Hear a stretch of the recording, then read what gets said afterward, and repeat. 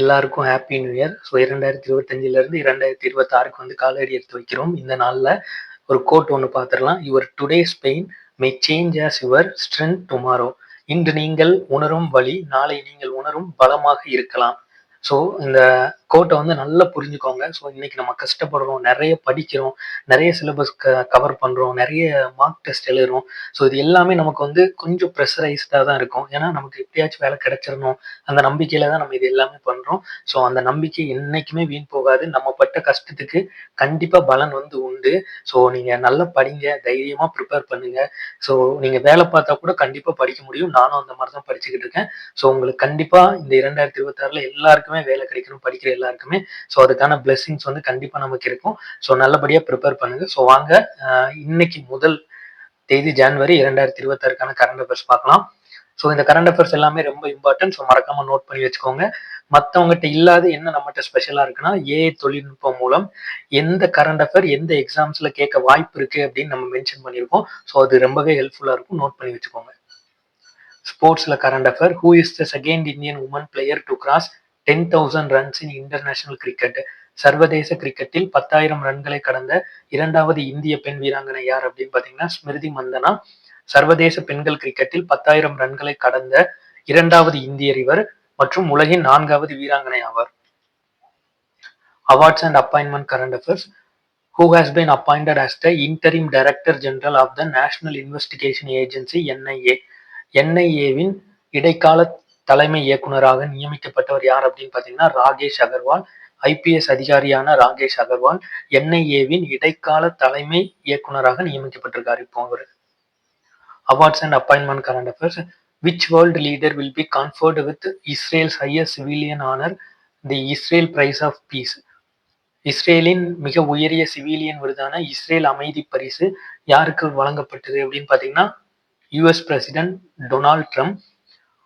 புளோரிடாவில் நடைபெற்ற உயர்மட்ட பேச்சுவார்த்தைகளை தொடர்ந்து டொனால்ட் ட்ரம்பிற்கு இவ்விருது வந்து அறிவிக்கப்பட்டிருக்கு. Science and technology current affairs. Which country tested a maglev vehicle that accelerated to 700 km/h in just 2 seconds? வெறும் 2 வினாடிகளில் 700 கிலோமீட்டர் வேகத்தை எட்டிய மேக்ஸ்லீவ் வாகனத்தை சோதனை செய்த நாடு எதுன்னு பார்த்தீங்கன்னா சீனா. NUDT ஆல் உருவாக்கப்பட்ட இது உலகின் அதிவேக சூப்பர் கண்டக்டிங் எலக்ட்ரிக் மேக்லீவ் அமைப்பாகும். ஸோ ரீசெண்டாக இன்னொரு நியூஸ் வந்து பார்த்துருப்போம். ஒரு சுரங்கப்பாதையில் மிக நீளமான சாலை அமைத்த வந்து பெருமை வந்து சீனாவை தான் சேரும். ஸோ அதையும் நோட் பண்ணி வச்சுக்கோங்க. Polity and governance current affairs. What is the name of the 24x7 help center established for aviation passengers? விமான பயணிகளுக்காக நிறுவப்பட்ட 24x7 உதவி மையத்தின் பெயர் என்ன அப்படின்னு பார்த்தீங்கன்னா PACR, அதாவது பேசஞ்சர் அசிஸ்டன்ட் கண்ட்ரோல் ரூம், பயணி உதவு கட்டுப்பாட்டு அறை. பயணிகளின் புகார்களை தீர்க்க இது ஏர் சேவா தளத்துடன் வந்து இணைக்கப்பட்டிருக்கு. Defense and security current affairs. Which agency proposed a uniform anti-terrorism squad ATS structure across India? India முழுவதும் சீரான ATS கட்டமைப்பை பரிந்துரைத்த அமைப்பு எது அப்படின்னு பார்த்தீங்கன்னா NIA, நேஷனல் இன்வெஸ்டிகேஷன் ஏஜென்சி, தேசிய புலனாய்வு முகமை. நவீன தொழில்நுட்ப பயங்கரவாதத்தை எதிர்கொள்ள மாநிலங்களுக்கிடையே ஒருங்கிணைப்பை மேம்படுத்த இது வந்து உருவாக்கப்பட்டிருக்கு. Economy and finance current affairs. Which plan was released in 2025 to manage radio frequency spectrum allocation in India? Radio அலைவரிசை ஒதுக்கீட்டை நிர்வகிக்க 2025 வெளியிடப்பட்ட திட்டம் எது அப்படின்னு பார்த்தீங்கன்னா தேசிய அலைவரிசை ஒதுக்கீட்டு திட்டம் 2025, national frequency allocation plan 2025.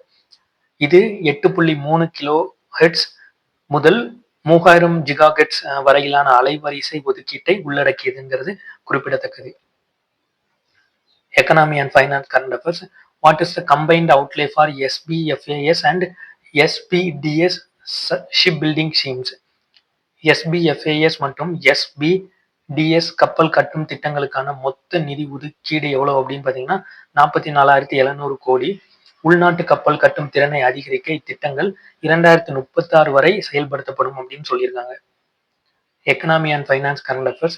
Which country did India overtaken in 2025 to become world's 4th largest economy? Japan. 2025 எந்த நாட்டை பின்னுக்கு தள்ளி இந்தியா உலகின் 4வது பெரிய பொருளாதாரமாக மாறியதுன்னா ஜப்பான். ஸோ இந்தியாவின் ஜிடிபி 4.18 டிரில்லியனை எட்டியுள்ளது. 2030க்குள் 3வது இடத்தை பிடிக்க இலக்கு உள்ளது நமக்கு. Defense and security current affairs. What is China's new hypersonic anti-ship missile launched from Type 055 destroyers? சீனாவின் வகை 055 டெஸ்ட்ராயர்களில் இருந்து ஏவப்பட்ட புதிய ஹைப்பர்சோனிக் ஏவுகணை எது அப்படின்னு பார்த்தீங்கன்னா YJ-20 ஈகிள் ஸ்ட்ரைக் 20. இது நீண்ட தூரத்தில் உள்ள விமானம் தாங்கி கப்பல்களை தாக்க வடிவமைக்கப்பட்டிருக்கு. Science and technology current affairs. Which bacterial disease recently caused health alert in Australia? ஆஸ்திரேலியாவில் சமீபத்தில் சுகாதார எச்சரிக்கை ஏற்படுத்திய பாக்டீரியா எது அப்படின்னு பார்த்தீங்கன்னா லெஜனோரைஸ் டிசீஸ். இது நீரில் உள்ள லீஜியோனெல்லா பாக்டீரியாவால் ஏற்படும் நிமோனியா. ஸோ இது வந்து மனிதர்களிடத்தில் பரவாது அப்படின்னு சொல்லியிருக்காங்க. Environment current affairs. What is the India's global rank in rare earth reserves as of 2024? அரிய மண் கையிருப்பில் இந்தியாவின் உலகளாவிய தரம் எது அப்படின்னு பார்த்தீங்கன்னா 3வது இடம். இந்தியா 6.9 மில்லியன் டன் அரிய மண் இருப்பை கொண்டிருந்தாலும் உற்பத்தியில் 7வது இடத்தில் வந்து உள்ளது. Environment current affairs.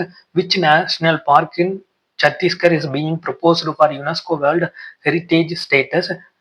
யுனெஸ்கோ அந்தஸ்துக்காக பரிந்துரைக்கப்பட்ட சத்தீஸ்கரின் தேசிய பூங்கா எது அப்படின்னு பார்த்தீங்கன்னா காங்கர் பள்ளத்தாக்கு தேசிய பூங்கா, conquer valley national park.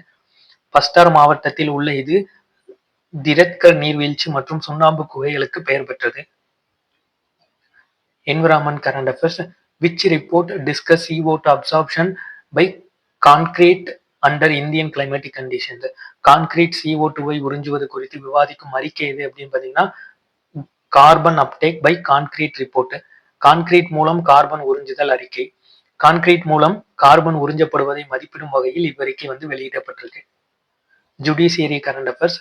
What type of FIR was filed in West Bengal for a crime committed in Odisha? ஒடிசாவில் நடந்த குற்றத்திற்காக மேற்கு வங்கத்தில் பதிவு செய்யப்பட்ட FIR வகை எது அப்படின்னு பார்த்தீங்கன்னா 0 FIR.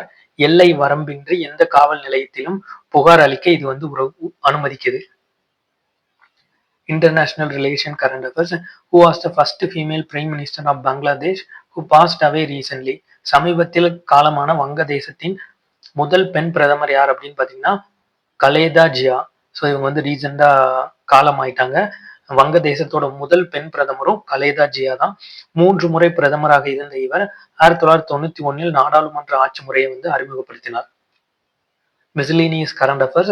Where is Bhattadrava than the birthplace of reformer Shankaradeva located? சீர்திருத்தவாதி சங்கரதேவா பிறந்த இடமான பட்டராவா தான் எங்கு அமைந்துள்ளது அப்படின்னு பார்த்தீங்கன்னா அஸ்ஸாம்ல வந்து அமைஞ்சிருக்கு. சங்கரதேவா நவய வைணவ மதம் மற்றும் சாஸ்திரிய நடனத்தை வந்து தோற்றுவித்தவர். Miscellaneous current affairs. On the banks of which river is the historic ரோஸ்டகார் fort located? வரலாற்று சிறப்புமிக்க ரோஸ்டகர் கோட்டை எந்த ஆற்றின் கடற்கரையில் அமைந்துள்ளது அப்படின்னு பார்த்தீங்கன்னா சோன் ரிவர்.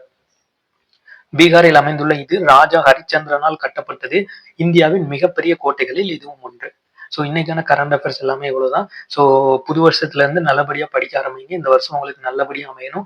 ஸோ ஒரு நாளைக்கு வேலைக்கு போனீங்கன்னா 3 மணி நேரம் செலவழிங்க. இல்லைன்னா நீங்க 10-11 மணி கூட செலவழிக்கல தப்பில்லை. ஸோ டெய்லி ரிவிஷன் பண்ணுங்க. ஸோ அது ரொம்பவே இம்பார்ட்டன்ட். கரண்ட் அஃபேர்ஸ்க்கு மறக்காம நம்ம சேனலை சப்ஸ்கிரைப் பண்ணி வச்சுக்கோங்க. டெய்லி கரண்ட் அஃபேர்ஸ் நம்ம கொடுத்துக்கிட்டு இருக்கோம். ஸோ கரண்ட் அஃபேர்ஸ் எக்ஸாம் வேணும் மறக்காம கமெண்ட் பண்ணுங்க. ஸோ நம்ம அதையும் ப்ரிப்பேர் பண்ணலாம். ஸோ இந்த வீடியோ பிடிச்சிருந்தா லைக் ஷேர் பண்ணி கேடி எக்ஸாம் நோட்ஸை சப்ஸ்கிரைப் பண்ணுங்க.